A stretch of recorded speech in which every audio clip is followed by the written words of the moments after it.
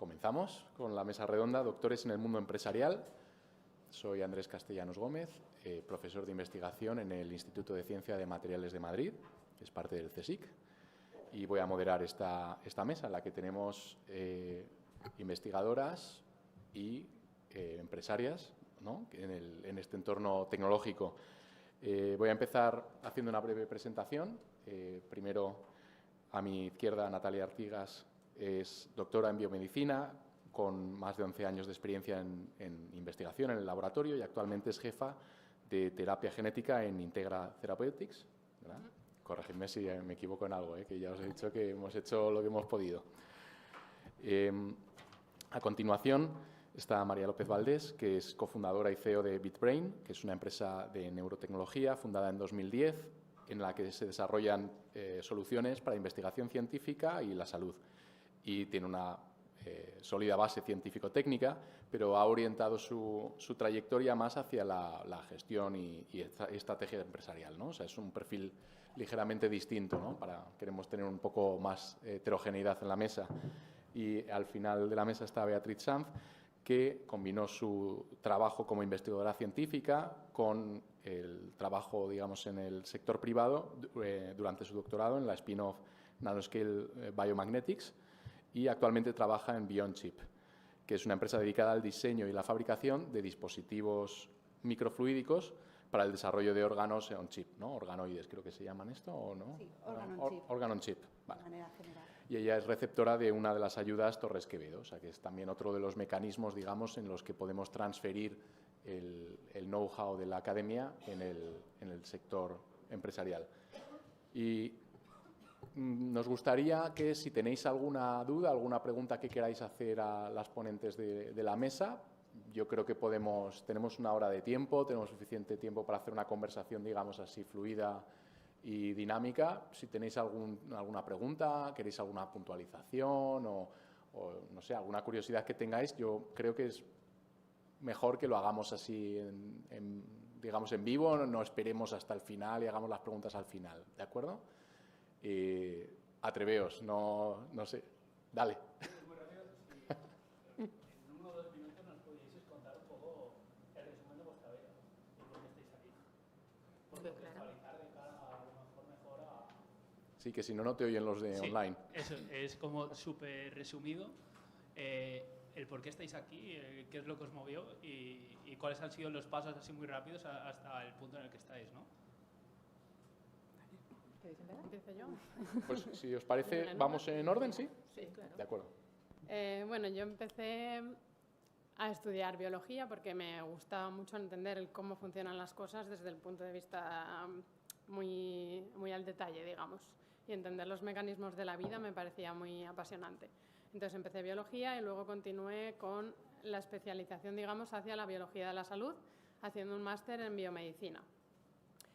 A raíz del máster entré en un grupo, el trabajo de máster se hizo en un grupo en el que ya hacían formación de doctorados y el proyecto daba de sí como para continuar haciendo el doctorado. Entonces me enganché a hacer el doctorado, me doctoré por la Universidad de Barcelona en biomedicina y luego quise hacer un postdoc simplemente para entender si era capaz. Bueno, la investigación me gusta mucho, pero la vida, digamos, académica tiene muchos challenges que hay que valorar, claro. Entonces, sí que quería intentarlo y demostrarme que podía liderar un proyecto yo sola y hacer un postdoc y estas cosas. Y por eso elegí hacer un postdoc, me fui fuera, me especialicé bueno, cambié un poco de campo, me especialicé más en biología molecular, en cosas como terapia génica, modelos animales. Y con esa experiencia, luego, de hecho, vine con una Torres Quevedo que me permitió engancharme a una startup que es Integra Therapeutics. Y allí empezamos, yo me uní cuando la empresa llevaba 1 año. Entonces éramos muy pocos en el equipo. Y a partir de ahí ha ido creciendo y la gente ha ido evolucionando. Por eso ahora estoy de jefa del departamento de terapia génica y espero que dure muchos años.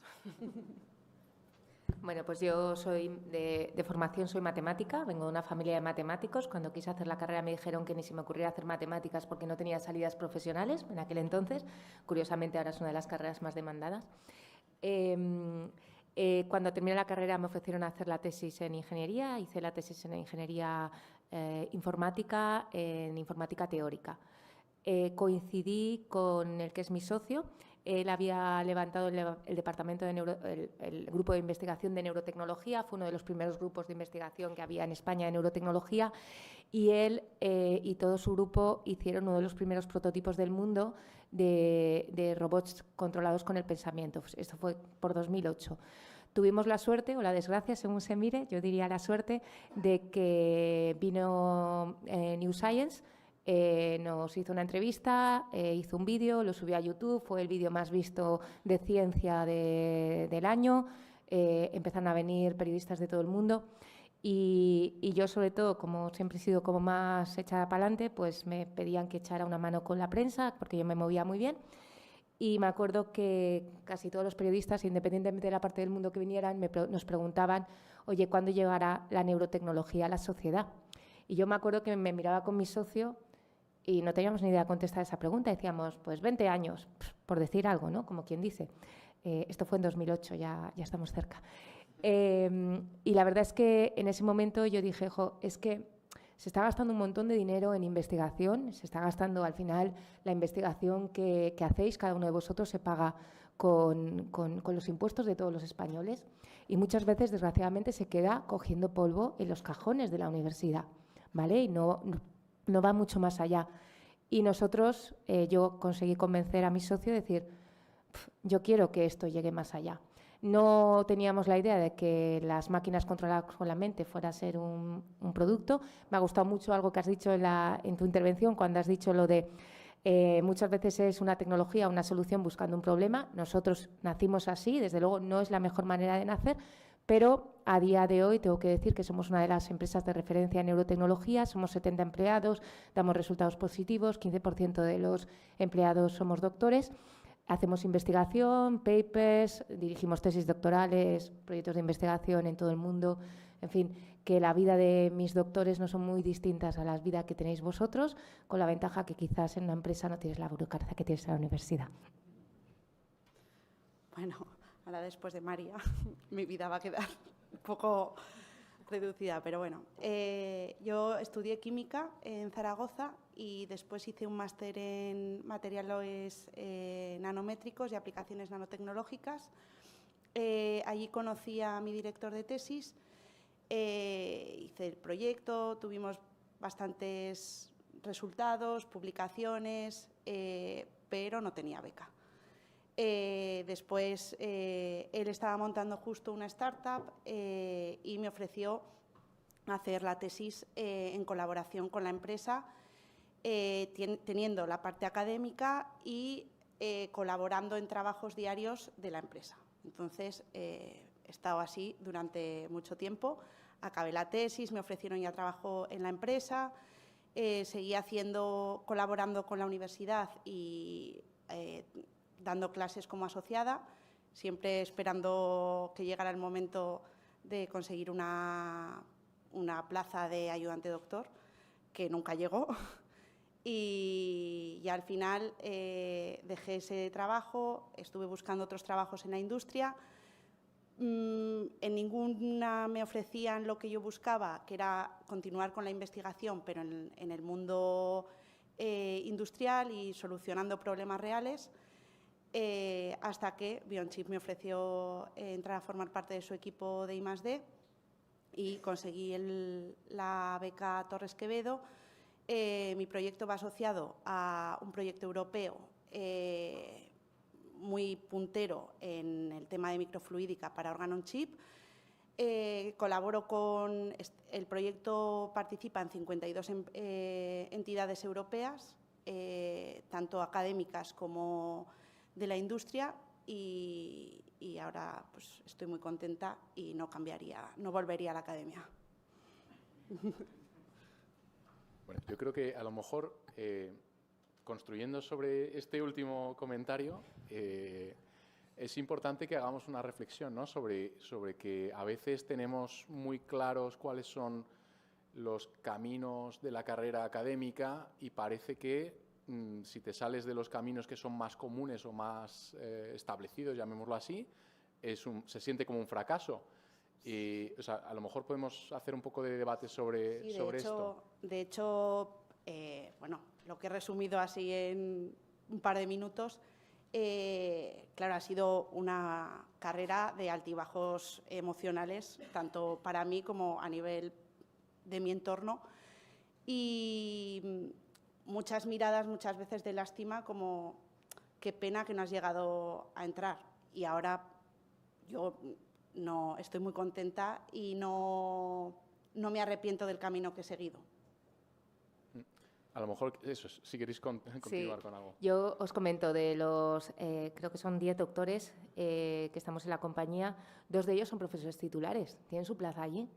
Se han pedido la excedencia, se les ha acabado la excedencia y estaban, ¿qué hago? Bueno, pues han vuelto con las horas mínimas por no perder la titularidad, pero vamos, para ellos me ha hecho gracia porque al principio se ha puesto… Me gustaría preguntaros, de las frases que han puesto al principio sobre ir a la empresa es un fracaso y todas estas frases, ¿cuántos os habéis sentido identificados? ¿Podéis levantar la mano?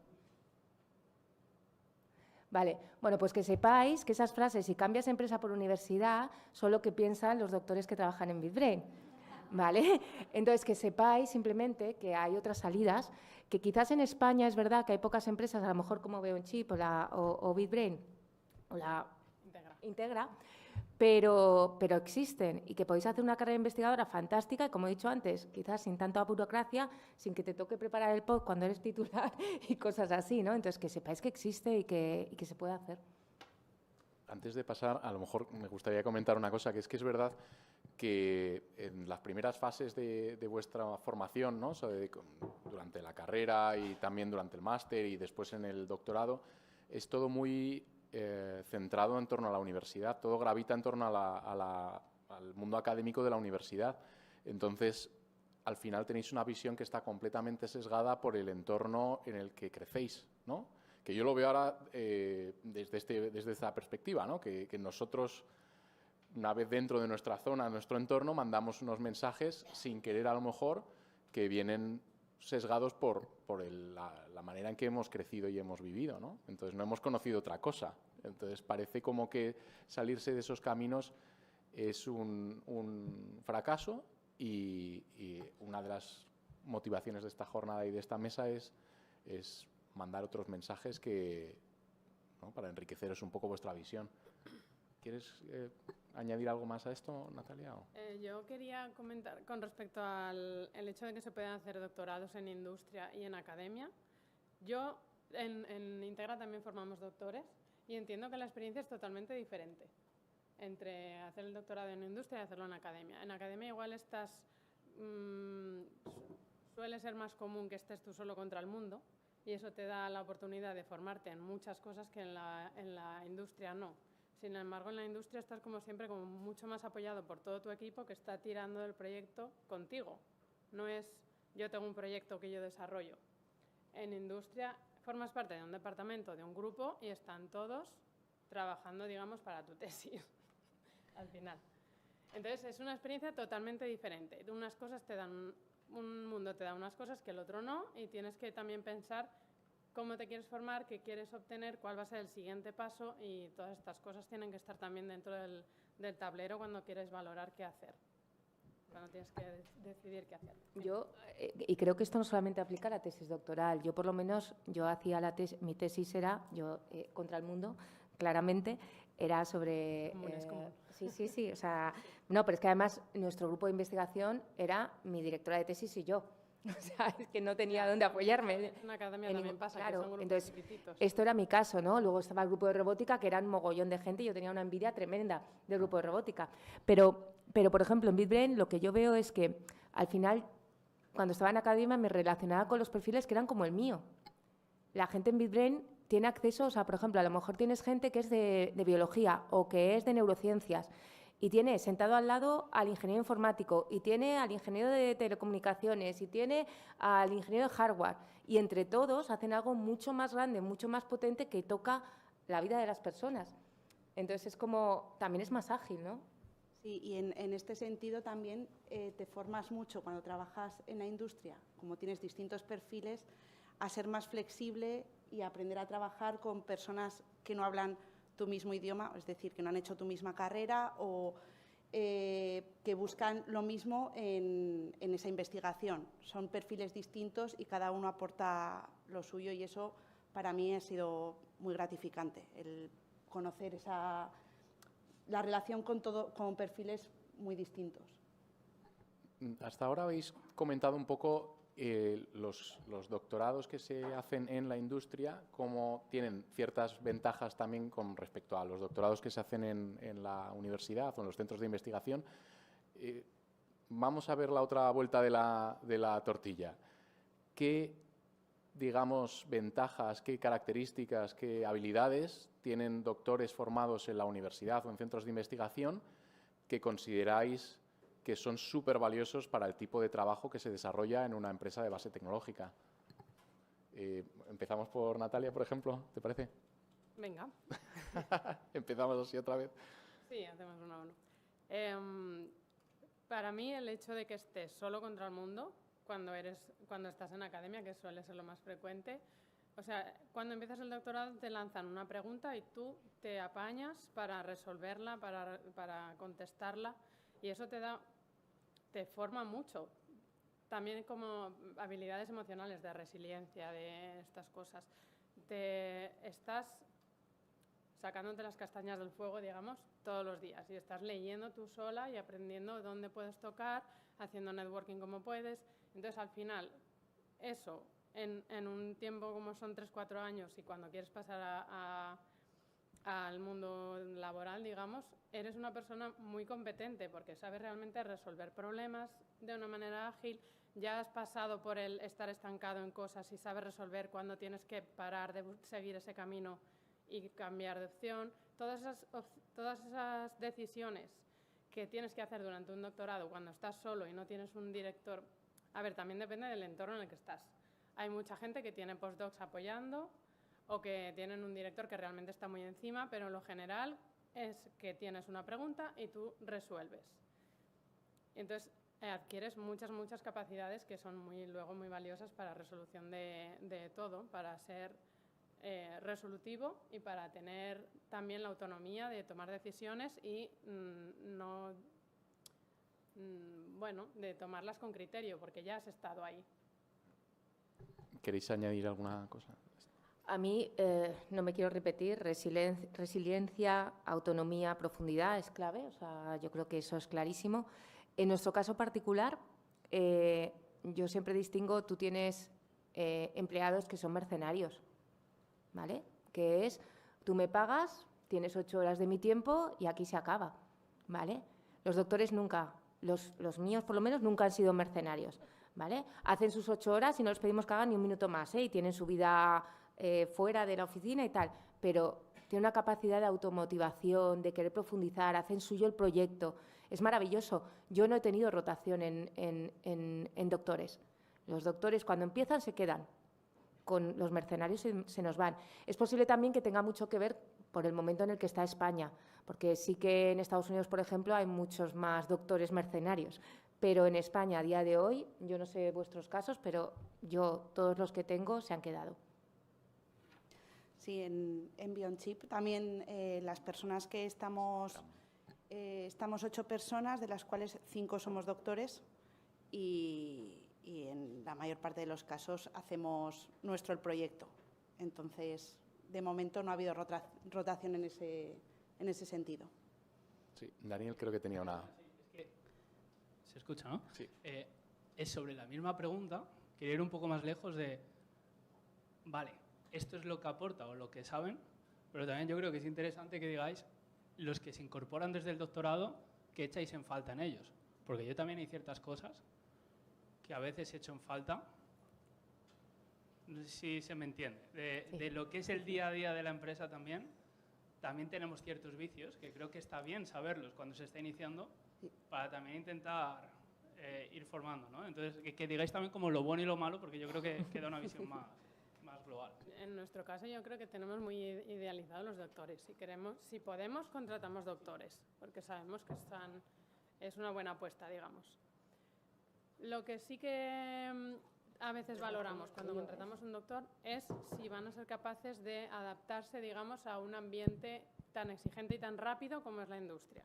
Entonces, en academia sí que la ventaja de que estás tú solo contra el mundo es que tienes flexibilidad también para decidir más o menos los tiempos y hasta dónde quieres llegar. En industria hay deadlines constantes y tienes que realmente ser ágil y producir a un tiempo determinado.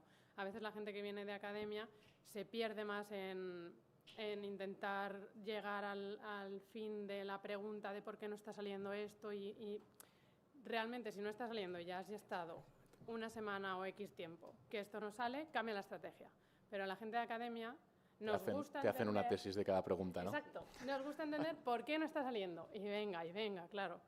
Es normal y es también un training de cuando pasas a la industria de dejar de las cosas que te dan curiosidad, dejarlas pasar, porque realmente a veces no es productivo y vas a perder mucho más tiempo y dinero que no es lo que queremos hacer en la empresa. Ese vicio, por ejemplo, ¿crees que no existen los doctores que se forman ya en la industria, en la empresa? Creo que están más entrenados a eso, a que la cuestión que tienen que resolver no es lo que a ellos les genera curiosidad, sino lo que la empresa quiere producir y construir. Creo que eso lo tienen Más claro. ya claro, como que ya se forman dentro de ese sistema. Añadiendo, que estoy completamente de acuerdo, pero por añadir 2 ideas más, hay un concepto que yo vengo localizando y que yo tenía cuando salí de la universidad, que es el concepto que no conocen, el concepto coste de oportunidad.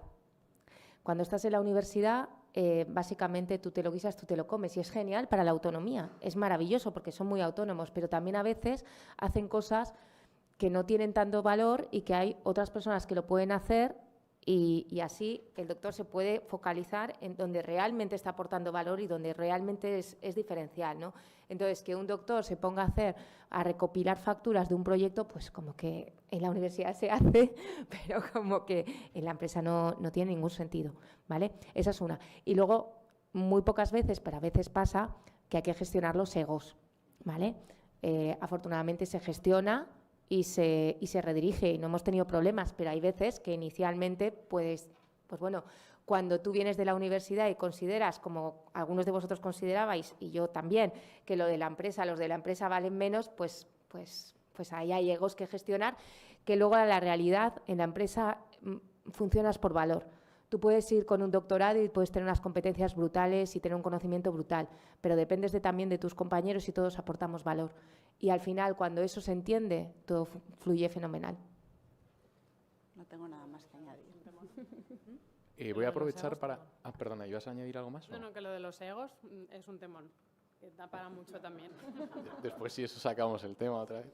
Voy a aprovechar para poner alguna de las preguntas del chat. Beatriz Alís nos pregunta si hay alguna salida también fuera de la academia en las áreas de educación o psicología. ¿Cómo? Pero, no entiendo para doctorados en educación y psicología, nosotros tenemos psicólogos. O sea, sí, las hay. De acuerdo. Y aprovecho, tenemos otra más. Alejandro Martín Ollas nos pregunta que hasta qué punto encasilla el campo o el tema de tu tesis doctoral, ¿no? Ya, ese es un miedo que tenemos muchos. He hecho la tesis en esto y ahora, ¿qué más hay que sea de esto? Yo cambié de tema totalmente porque mis habilidades técnicas me lo permitían. Entonces, durante el doctorado aprendí a hacer qPCRs, extracción de RNA, no sé qué, no sé cuál, en el contexto de diferenciación de células del hueso. De diferenciación de células del hueso hay pocas cosas más que hacer. Y entonces, todas las técnicas que sabes hacer te las llevas a otro proyecto, que en mi caso fue metabolismo hepático. Un campo totalmente diferente, pero sabes las técnicas. Lo único que tienes que hacer es catch up con la literatura y digamos, cambiar el nombre de los genes. Ya está. Entonces, yo creo que las habilidades que adquieres durante el doctorado son importantes también y te permiten saltar de temas. No creo que encasille para nada. Yo estoy totalmente de acuerdo porque mi tesis doctoral iba sobre la síntesis de nanopartículas magnéticas aplicadas para hipertermia y yo directamente cambié de tema y me fui al tema de materiales para órgano on chip. Entonces, sí que te puedes reciclar, tienes que estudiar y poner de tu parte mucho esfuerzo y trabajo, pero yo creo que no hay problema. Pues yo desde el punto de vista de la empresa os diré, cuando tú sacas un puesto de trabajo, sueles escribir la carta a los Reyes Magos. Y obviamente si tienes un perfil con el doctorado en eso exactamente, pues va a tener seguramente muchas más posibilidades que una persona que venga de otro tema. Y eso es así. O sea, a no ser que sea un marciano y entonces, porque las soft skills también son muy importantes en la empresa, ¿vale? Pero la realidad es que muchas veces no encuentras ese perfil. Entonces lo que buscas son perfiles que se puedan reciclar y sabemos, nosotros lo sabemos por experiencia, que los doctores se saben reciclar muy bien porque tienen una base muy sólida. Entonces, obviamente, si compites contra alguien que ha hecho la tesis exactamente en eso, será complicado, pero que hay posibilidades, por supuesto. Una pregunta, creo. Hay una pregunta. Sí. Sí, para que te oiga la gente que está online. Me lo quedo así, ¿te parece? Sobre el tema de encasillar, que es algo que me preocupaba también a mí, un truco que me dijeron en un curso para conseguir empleo durante mi máster y tal, es hacer una lista de los skills que tenemos. O sea, tomar de verdad un tiempo reflexionando sobre qué sabemos hacer. Que puede ser, bueno, justo en temas de bioingeniería, saber hacer, no sé, el secuencio del ADN o no sé, este tipo de cosas, es un skill que puede ser aplicado a un tema o a otro y ser capaz de decir, este lo tengo y separarlo del campo de aplicación. Eso puede ser interesante. Y otra cosa que también creo que puede ser interesante es mirarse ofertas de empleo, saber lo que necesita la gente, la industria, ver cuáles son las competencias que piden y decir, oye, nunca he trabajado en predicción meteorológica, pero a lo mejor los skills de data analysis que tengo pueden ser útiles.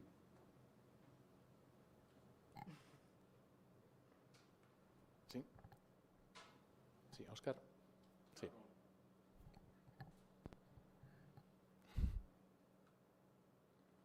Muchas gracias a las tres. Ya que habéis sacado el tema de soft skills, egos, etcétera, hay un mito, creencia para alguien que esté pensando en hacer la tesis o no, que la persona que hace la tesis acaba siendo un friki de laboratorio, que luego esta transición a la industria o incluso a la sociedad en general es difícil. Desde el punto de vista de la empresa, y una empresa, por ejemplo, como BitBrain, que tendréis desde graduados, gente con máster, gente con doctorado, ¿veis una complejidad en este aspecto, soft skills, egos, superior en doctorados frente a graduados? No, de hecho te diré que solo hemos tenido un caso y se redirigió bien. O sea, y ya te digo, o sea, no. De hecho, en proporción hay menos, pero no.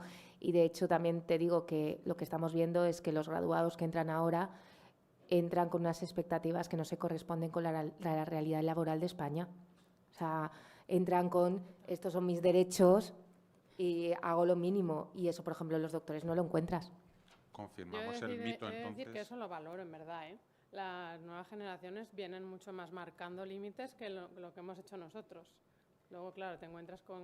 O sea, nosotros respetamos a rajatabla los horarios, tienen flexibilidad horaria, flexibilidad de lugar de trabajo, tienen todo. Pero claro, unas ventajas y unos derechos están asociados a unas responsabilidades. Y eso lo tienen que entender y hay gente que desgraciadamente no lo entiende. Los doctores no ha sido el caso jamás. Bueno, de hecho, quería hacer un pequeño bloque sobre las condiciones del doctorado. Cómo son de distintas, digamos, las condiciones en un doctorado que se lleva a cabo en una empresa, en la industria, con respecto a las condiciones de un doctorado en la universidad, ¿no? Y me había puesto aquí unas notas sobre, por ejemplo, temas como salarios, exigencias, salud mental, que son, digamos, ahora caballos de batalla a discutir, digamos, en el mundo del doctorado en la academia. ¿Cómo veis de distinto ese tipo de, digamos, problemas o retos, ¿no? Como el nivel de exigencia, los salarios y demás? Yo en mi caso el salario iba acorde con el que puedes encontrar en la universidad. No tenía un salario mayor por estar haciéndolo en la empresa. Y respecto a la salud mental, viene un poco ligado a lo que tú quieras también esforzarte, porque desde la empresa me pedían unos mínimos, pero siempre tú quieres haces tuyo el proyecto y quieres llegar a más respuestas y a publicar más, y siempre sin perder de vista ese reconocimiento que viene por los papers. Entonces, yo no echaba las 8 horas de la empresa, echaba muchas más, como seguro que la mayoría de los doctorandos en la academia. Y una pregunta más. En ese rol dual de investigación, digamos, académica e investigación industrial, ¿qué tipo de tensiones o sea, me imagino que en algún momento tienes tensiones porque no están las expectativas o las necesidades están alineadas, ¿no? Claro, esto viene un poco relacionado con el tiempo que dedicas a la investigación. Desde la empresa se marcaban unos tiempos mucho más estrictos y con unos hitos que había que cumplir. En cambio, la parte académica y mi director de tesis en la parte académica me dejaba fluir mucho más, y muchas veces entre ellos no estaban alineados. Entonces eso al final sí que podía llevar a tensiones a la hora de realizar el proyecto, pero se solventaron hablando. O sea, digamos que el tener ese rol dual obviamente no puede ser fácil, Claro. pero a lo mejor te permite tener las dos visiones una vez que todo converge, ¿no? Y te formas mucho en cómo tener que trabajar en ambos ámbitos. O sea, no te cierras ningún tipo de puerta. Y en mi experiencia fue como si hubiera tenido las dos, tanto un doctorado industrial solo con la industria y luego como si hubiera sido en la academia. Tenía una parte que fluían las ideas y sin ningún límite de tiempo. Y María, en BitBrain, ¿qué diferencias notas entre la formación o el crecimiento que tienen los doctores que están haciendo el doctorado en vuestra, ¿no? O sea, en vuestra empresa con respecto a los que tendríais en la Universidad de Zaragoza, ¿no? O sea, ¿cómo ves esa diferencia? Es que ¿sabes qué pasa? Me vas a permitir, pero creo que la pregunta es demasiado general. Yo creo que no puedes, o sea, que no es justo comparar universidad con empresa en este contexto, porque la carga emocional o cómo se desarrolle tu doctorado depende más del contexto, de la cultura de la empresa, de la cultura del grupo de investigación, a que si es universidad o empresa. Nosotros, por ejemplo, a los doctorados no les ponemos deadlines, o sea, porque somos perfectamente conscientes que la investigación puede salir o no puede salir. Y no hay esa presión, o sea, es muy parecido a lo que haces en la universidad. Y sin embargo, o lo que yo hacía en la universidad, y sin embargo, pues hay grupos de investigación que a lo mejor sí que están poniendo deadlines, ¿no? Entonces yo creo que es más una cuestión, no es tanto diferencia universidad-empresa como la cultura que tenga pues cada contexto, ¿no? Pues la empresa específica o el grupo de investigación específico. En nuestro caso no creo que haya tantas diferencias, honestamente. Sí, tenemos una pregunta por ahí.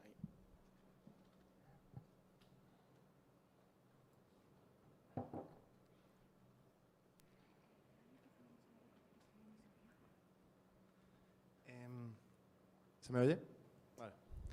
Yo tengo una duda sobre si tendríais consejos para gente que está buscando hacer un doctorado fuera, porque yo tengo miedo de no tener un buen equilibrio de trabajo y vida, y como no conozco el grupo y la cultura, es un poco a voleo, a suerte. Así que quería saber si sabríais algo. Yo siempre recomiendo hablar con la gente, o sea, primero conocer al PI y el jefe de investigación, hacer un poco tu investigación independiente de qué se sabe de esa persona y hablar con la gente de abajo, con los técnicos, con los doctorandos, si están contentos, cuál es la rutina diaria, cuál es el ambiente, y confiar en que sean sinceros. Luego, también, cuando te refieres afuera, no te refieres al extranjero, te refieres a una empresa. Vale, la había entendido mal.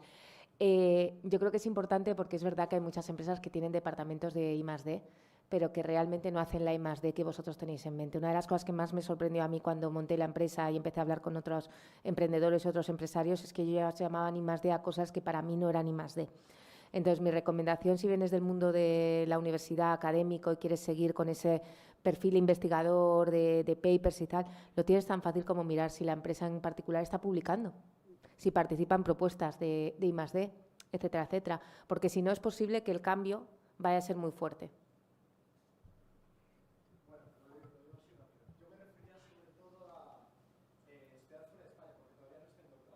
Ah, fuera de España. Entonces sí que lo había entendido bien.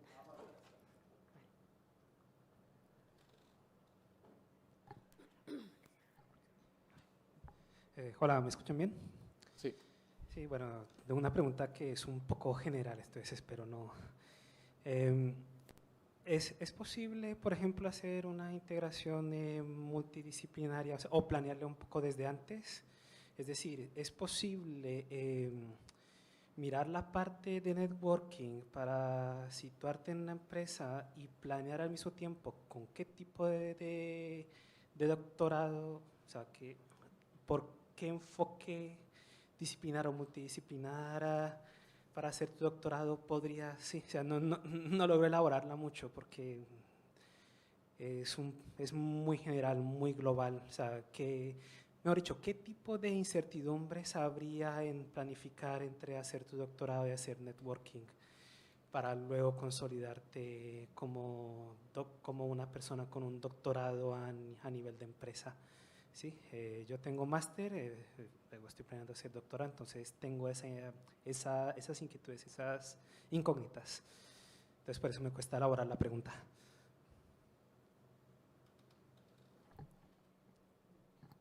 Yo no lo he entendido muy bien. Pues, es que no he entendido muy bien tu pregunta. Sí, Sí, admito que me cuesta. O sea, de hecho, admito que me cuesta. Intentaré elaborarla mejor, perdón por esto. ¿Qué recomendaciones tenéis para poder hacer networking y al mismo tiempo decidir qué ruta vas a tomar para hacer tu doctorado? En mi caso, soy electrónico y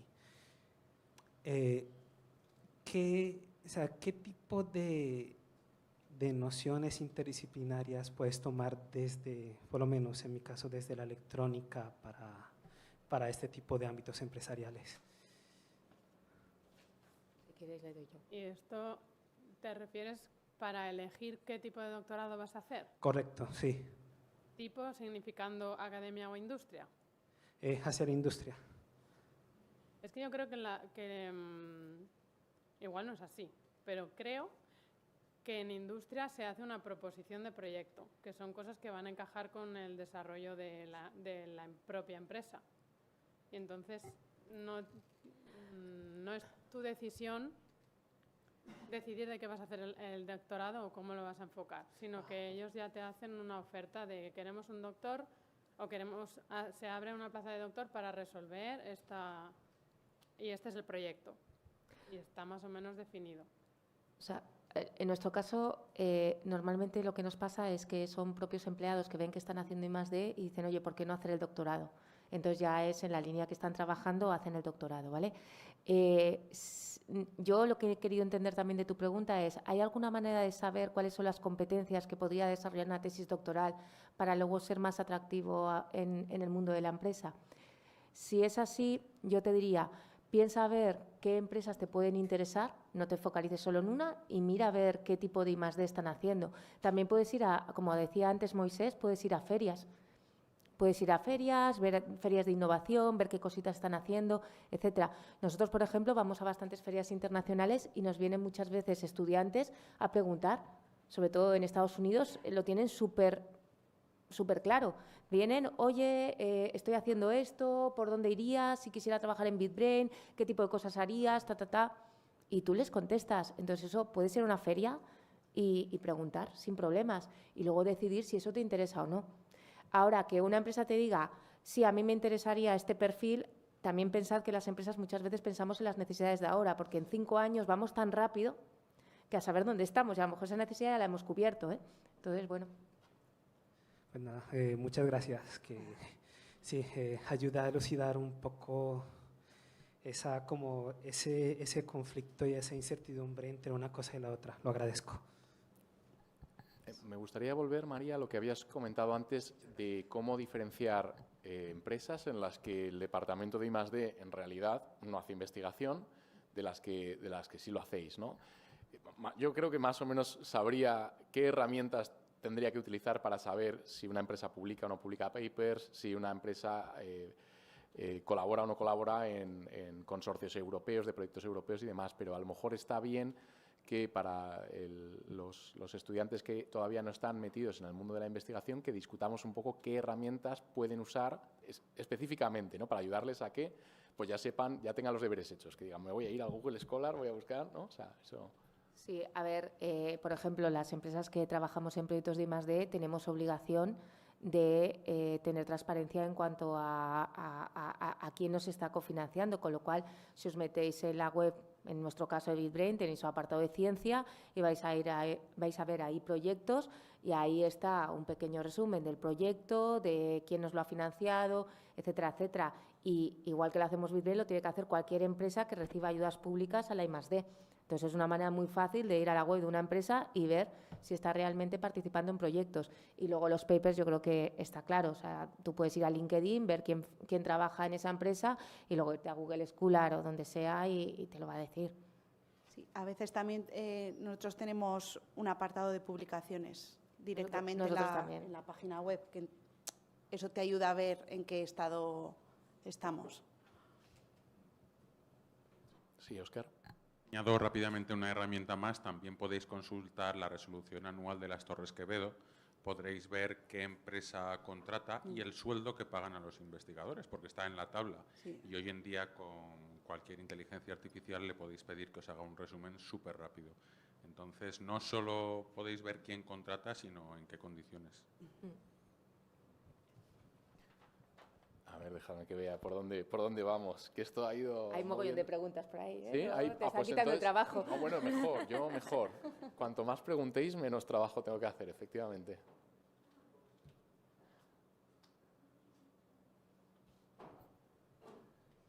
Hola, primero que nada, agradecer su tiempo. De verdad que me está gustando mucho la mesa redonda. Yo me encuentro en el CSIC haciendo el doctorado, estoy en el último año ya estoy pronto de finalizar y estoy ahora en una encrucijada, porque digo, ¿ahora qué hago? Después de terminar el doctorado, ¿qué puedo hacer? Y claro, está la opción de un postdoc que consideraría hacer fuera, ya que si deseo continuar en la línea del CSIC, para el tema de las plazas de científico titular, toma mucho peso la parte internacional. Y la otra parte que estoy evaluando es ir al sector empresarial, a las empresas. Entonces mi pregunta va más a dónde, bueno, en parte ya se ha respondido, dónde se publican estas ofertas más allá de LinkedIn, si hay otras plataformas. Y otra cosa que quería preguntar es que al momento de ustedes publicar ofertas, ¿consiguen rápido los perfiles o hay ciertas dificultades para conseguir esos perfiles? Más que todas esas dos preguntas. Gracias.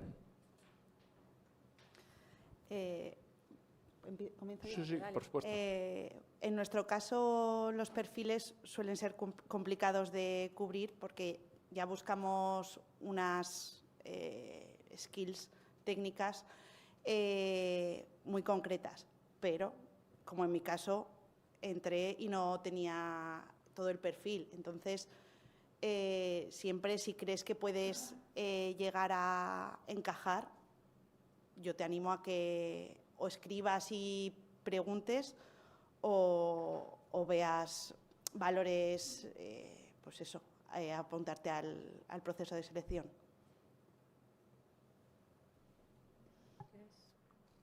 En nuestro caso yo creo que, bueno, sí que ha habido de todo. Ha habido veces que sí que hemos llenado rápido y que nos hemos encontrado con 3 o 4 candidatos que cumplían todo y que era muy difícil elegir uno entre otro. Pero ha habido veces que se ha cerrado la convocatoria y se ha vuelto a abrir porque nadie cumplía con lo que necesitábamos. Es un poco de suerte. Supongo que también de cómo de específico seas con lo que necesitas. En nuestro caso, los puestos de doctores se cubren bastante bien. No solemos tener problemas. Se cubren peor, por ejemplo, puestos de ingenieros. Y es curioso porque a veces hay doctores que aplican a esos puestos y luego están perfectamente integrados, ¿no? Pero, bueno, pues es lo que hay. Bueno, me gustaría agradecer que en el chat hay toda una discusión ahora mismo. O sea, creo que no me he saltado ninguna de las preguntas. Si me he saltado alguna de las preguntas me lo decís, pero ahora mismo veo ahí que hay intercambio de opiniones, o sea, súper activo, vamos. O sea, esto está muy, muy interesante. Me gustaría profundizar un poquito más en las diferencias de hacer un doctorado dentro de una empresa, hacerlo en la universidad. Me preguntaba, dentro de la universidad, cuando uno termina la tesis doctoral o de un centro de investigación, pues le surgen estas dudas, ¿no? De ¿por dónde sigo?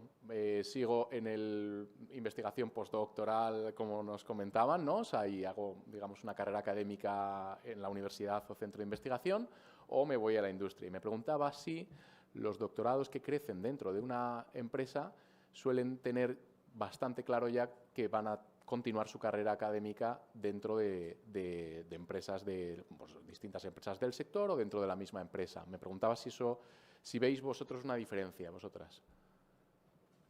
En mi caso, yo creo que la gente que ha empezado el doctorado en industria es porque sabía que quería estar en industria y entonces directamente entran por allí. En nuestro caso es que los doctorados industriales que hemos tenido son gente que ya estaba en la empresa y ha querido hacer la tesis doctoral porque su trabajo realmente estaban haciendo investigación y podía permitírselo.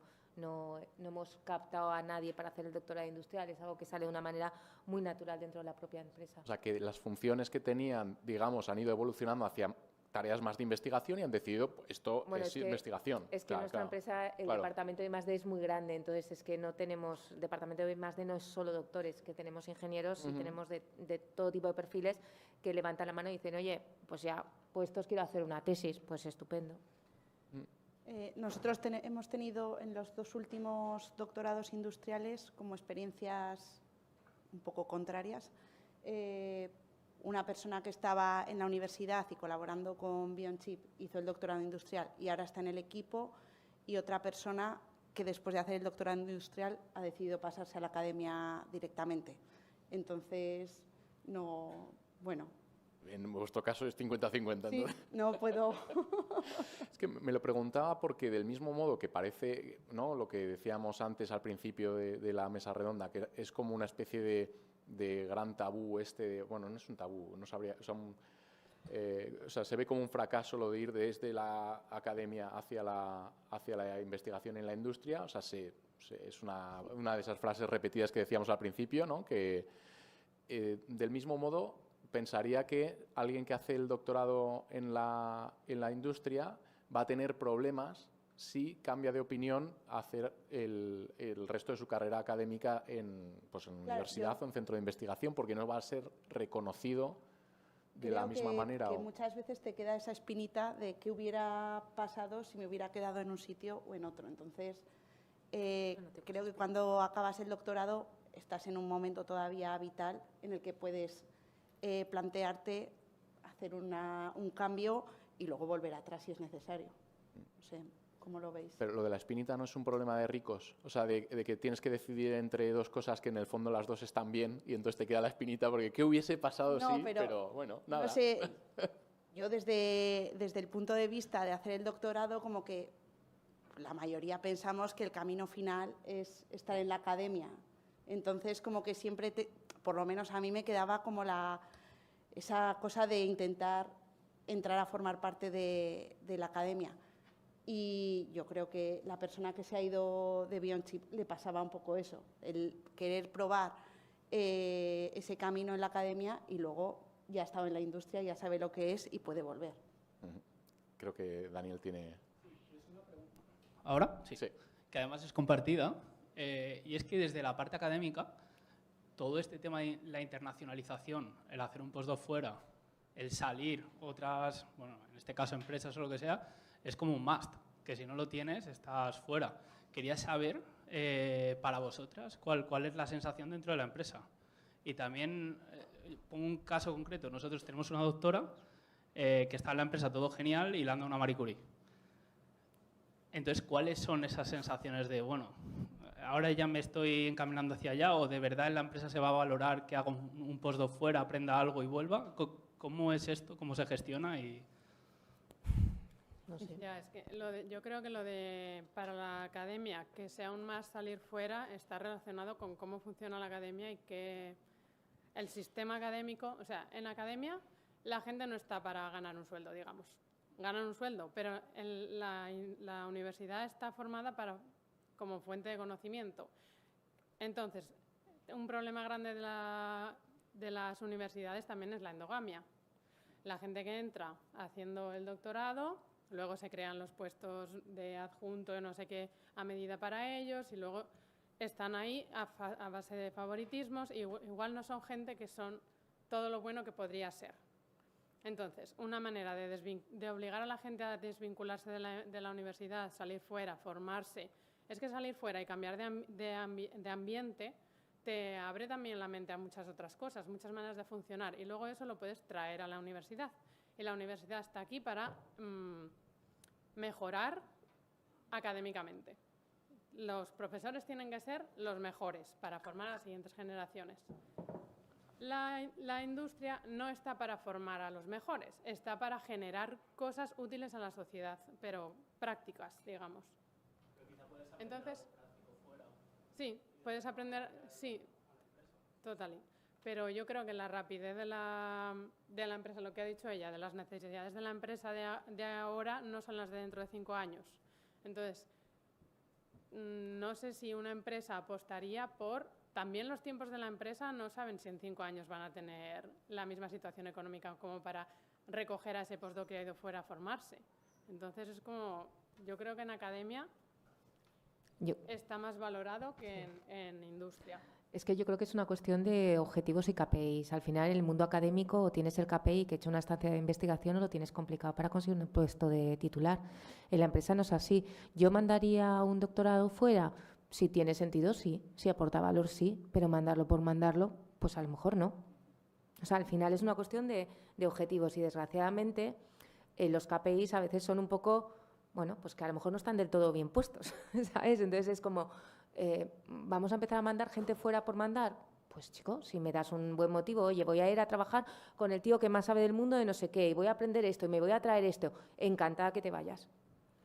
Claro. Ahora, a la hora de contratar, por ejemplo, nosotros sí que lo tenemos en cuenta, nos parece muy interesante que haya tenido experiencia internacional, porque se van a mover en un entorno internacional, pero forzarlo por forzarlo, no le veo la necesidad.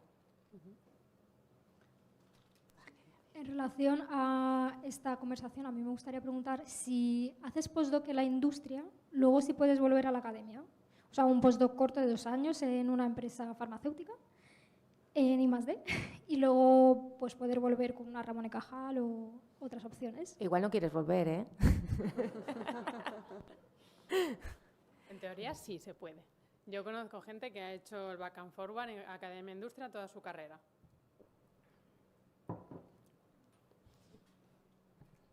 Gracias por la mesa, muy interesante. En este sentido, y relación con esto que se está hablando y también con algo que mencionaba María antes, que me gustó mucho, a veces me da la sensación de que es o academia o industria, y hay veces que se puede compaginar. Entonces, María comentaba, si podías profundizar un poco más en esto, que tienes profesores universitarios, entiendo que profesores titulares, que se han pedido una excedencia para trabajar en vuestra empresa, y que luego incluso cuando, si lo he entendido bien, se les acabó la excedencia y siguen colaborando de alguna manera, y quería ver, no, esto no hay mecanismo. En realidad es un poco al hilo de la broma que he hecho antes, son profesores que se les acaba la excedencia y por ello se quedarían en BitBrain.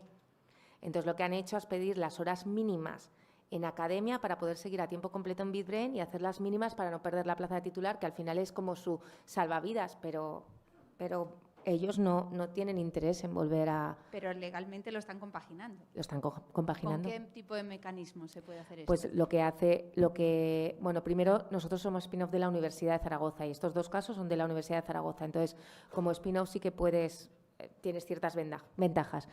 Pero en principio ellos se acogieron a la ley de la ciencia que te permite coger 5 años de excedencia y cuando acabaron y tuvieron que volver se cogieron otras excedencias y cuando ya agotaron todas las excedencias, pues entonces lo que hicieron es coger un contrato o sea, las mínimas horas, que no sé cuántas son, no me acuerdo, y siguen a tiempo completo en BitBrain y hacen algunas horas de docencia en la universidad.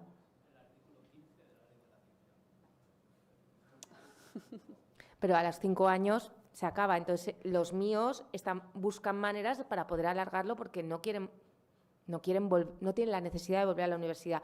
Y si lo hacen es un poco porque al final, pues es su salvavidas. No tienes un puesto de titular, de funcionario, que dices, bueno, pues ahí lo tengo y no lo voy a perder si realmente puedo compaginarlo.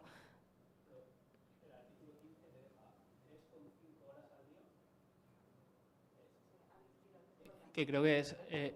tú puedes mantener como tu 100% de la universidad y te permite 3,5 horas al día de compatibilidad horaria con una empresa. Y sobre todo, claro, te lo tiene que aprobar el vicerrector de profesorado en este caso, pero si eres spin-off de la universidad, y esto en principio no tiene caducidad. Y es lo que al menos a mí me permite... Claro, pero tu caso es que tú estás al 100% en la universidad y unas horitas en la empresa. En nuestro caso es al revés, están al 100% en la empresa y hacen lo mínimo en la universidad para no perder su plaza. Un tiempo parcial con las mínimas horas. Y se han hecho catedráticos estando en BitBrain. Tenemos un par de preguntas del chat, un poco específicas, creo. Paula nos pregunta que, haciendo el doctorado en estudios de género, que qué opciones tiene en el sector privado. Y aquí pues yo no tengo ni idea. O sea. Pues imagino que quizás, por ejemplo, se me ocurre así, sin pensarlo mucho, en alguna empresa de investigación de mercados. Por ejemplo, probablemente podrían cogerla porque... o de Customer Experience y tal. ¿Sería investigación? No lo sé, porque estas no creo que hagan mucha investigación. Hacen investigación, pero es mucho más orientada a esto. Y nos comenta David que su caso es el inverso, de hacer el doctorado en el mundo empresarial y pasarse a la investigación de trabajar en el mundo empresarial y pasarse a hacer el doctorado para cubrir carencias que detecté en mi ámbito de trabajo. Bueno, supongo que eso hay mucha casuística en todo este... Y por supuesto todos tenemos carencias, quiero decir, claro. que es que al final lo importante es saber gestionarlas y tratar de ir... Bueno, pues encontrando el equilibrio, ¿no? Nos queda ya, 1 minuto y medio de tiempo de mesa para no comernos parte del networking que tenemos preparado para la comida, pero me gustaría terminar preguntándoos, me gustaría desterrar otro de estos mitos, que no, o sea, pues como lo que decíamos, las frases estas que se dicen de es que es un fracaso irse desde la academia hasta la industria. Del mismo modo también se oye bastante a menudo, o es como un vox populi, el que no, la investigación buena se hace en la universidad o en los centros de investigación y en las empresas hacen una cosa muy utilista, ¿no? Me parece que en esta mesa podemos tratar de desmitificar esta afirmación. Y es importante, yo creo que para la gente joven, quitarnos este... ¿Podéis comentar sobre ello? Primer cuartil JCR, ¿no? Índice H, o sea, los investigadores están pensando también eso cuando estás en la empresa, si tienes la empresa adecuada. Lo que sí que es verdad que yo creo que estoy siendo muy optimista con la empresa. Creo que casos como los nuestros, pues todavía en España no son la mayoría y quiero ser muy clara con esto. Pero también creo sinceramente que cada vez va a haber más, ¿vale? Y con respecto al mito, yo creo que se ha contestado en la mesa anterior, que tienes premios Nobel que están en empresa, ¿sabes? Y muchos desarrollos brutales se están haciendo en empresas ahora mismo. Sí, yo totalmente de acuerdo. Creo que en la empresa se puede hacer buena investigación y trabajar siguiendo un poco los criterios que has aprendido en la academia y trabajando con las réplicas necesarias y todo lo que hacemos en la academia para llegar siempre con la idea de conseguir un producto, un servicio y algo que pueda ayudar a al público general, porque es lo que buscas, ¿no? Soluciones a un problema. Pero eso es lo más bonito, ¿no? Sí. Quiero decir que vuestra investigación no se quede en los cajones, chicos, ya sea a través de que montéis una empresa, que os vayáis a la empresa o que hagáis transferencia. Pero, por Dios, toda esa investigación maravillosa tiene que llegar a la sociedad. Eso es. Yo creo que con esto, sí, ya está. Bueno, me gustaría que le diésemos una calurosa agradecimiento a nuestras ponentes de esta mesa, que es un lujazo haberos tenido hoy aquí. Gracias por vuestro tiempo. Ayudadme a agradecerlas.